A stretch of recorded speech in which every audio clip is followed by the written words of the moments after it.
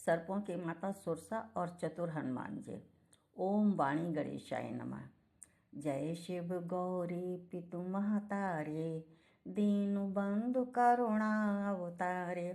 बंदो चरण कमल सुखकारे, कृपा करो भोला भंडारे। बंदो महावीर हनुमाना, राम जासु जस आप बखाना। बंदो लक्ष्मण पद जल जाता, शीतल सुभग भगत सुखदाता। सदा सुसानुकूल रहे मोह पर, कृपा सिंधु सौमित्र गुणाकर। जनक सुता जग जननी जानकी, अतिशय प्रिय करुणा निधान की।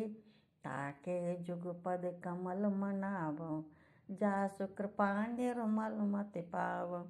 बंदो चरण कमल रघुनायक, भगति विपति भंजन सुखदायक। महादेव शिव, माँ भवानी, हनुमान जी, लक्ष्मण भैया, सीता मैया और श्री राम जी को नमन कर आज हम सर्पों की माता सुरसा और चतुर हनुमान जी के रोचक प्रसंग का गान और चिंतन करेंगे। सीता के खोज के मार्ग में अनेक बाधाएं आई थीं।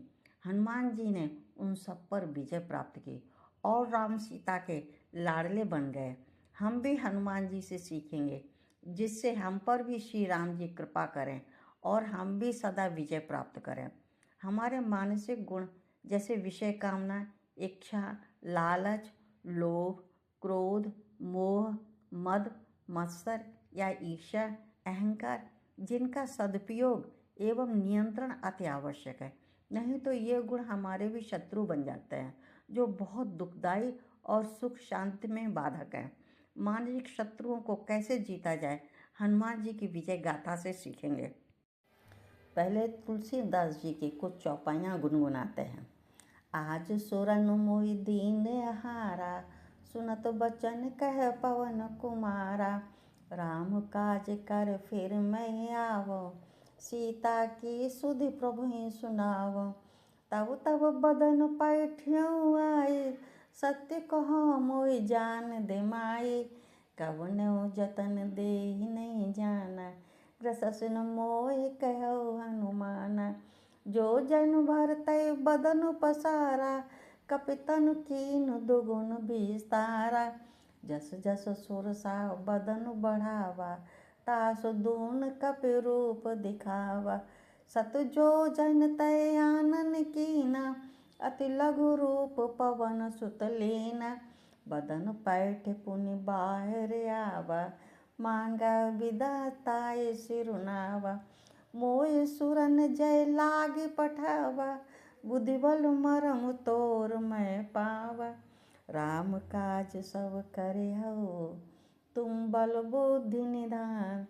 आशीष दे गई सो, हर्ष चलो हनुमान। सर्पों की माता सुरसा हनुमान जी के पास आई और कहा, आज मुझे देवताओं ने भोजन दिया है। ये सुनकर हनुमान जी ने कहा, हे माई, मुझे जाने दे, अभी मैं राम काज करने जा रहा हूँ। काम करके मुझे श्री राम को इसका समाचार भी देना है। मैं सत्य कह रहा हूँ, मैं वापस आकर आपके मुख में घुस जाऊँगा और आप मुझे खा लेना। लेकिन सुरसा ने नहीं सुना और अपना मुख योजन भर बढ़ा लिया। तब हनुमान जी ने अपना शरीर 2 योजन बढ़ा लिया। जब सुरसा ने मुख 4 योजन बढ़ाया, तब हनुमान जी ने 8 योजन कर लिया। जैसे जैसे सुरसा मुख बढ़ाते, हनुमान जी अपना शरीर उससे दुगना कर लेते। जब सुरसा ने मुख 100 योजन का कर लिया, तब हनुमान जी ने अपनी चतुराई दिखाई और बहुत छोटा रूप बनाकर उसके मुख में घुसकर तुरंत बाहर आ गए। हनुमान जी ने सुरसा को सिर नवाया और जाने के लिए विदा मांगे। सुरसा हनुमान जी की शक्ति, चतुराई, निपुणता और नम्रता देखकर बहुत प्रसन्न हुई और कहा, देवताओं ने मुझे तुम्हारे बल और बुद्धि की परीक्षा लेने के लिए भेजा था। मैंने तुम्हारे बल बुद्धि को समझ लिया है। तुम बल बुद्धि के भंडार हो। तुम राम काज अवश्य करो। और आशीर्वाद देकर चली गई।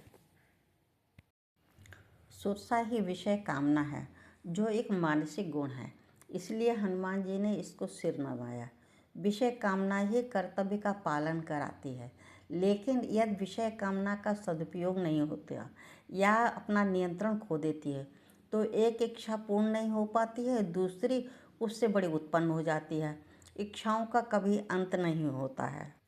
एक इच्छा पूर्ण हो जाने पर लोभ की उत्पत्ति हो जाती है और लोभ बढ़ता ही जाता है और फिर उससे मोह की उत्पत्ति हो जाती है। उत्तम पद और प्रतिष्ठा पाकर अभिमान या अहंकार का उदय हो जाता है। यदि इच्छा पूर्ण नहीं होती है तो क्रोध की उत्पत्ति हो जाती है जो बुद्धि को भ्रष्ट कर देता है।